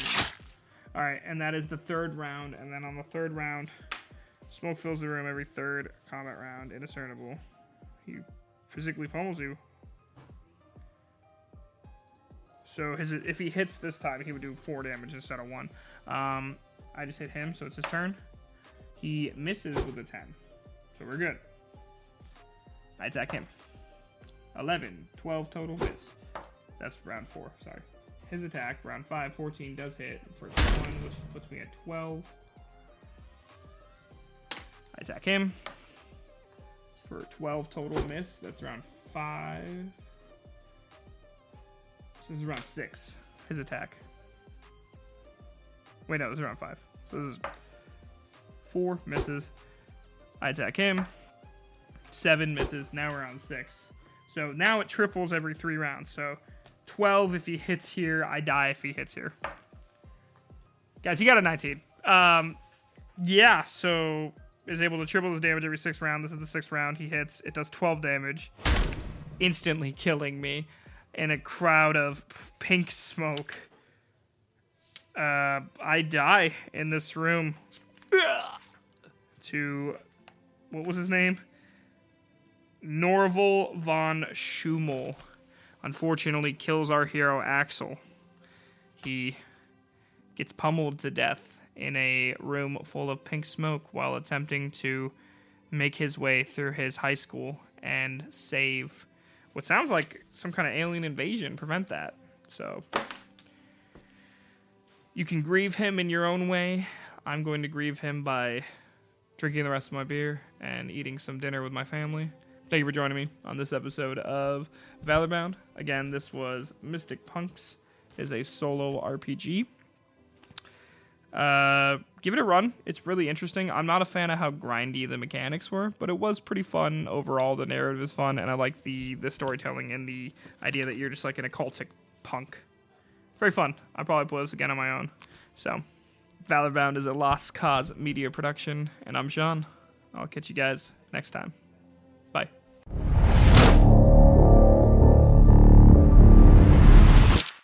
Lost Cause Media.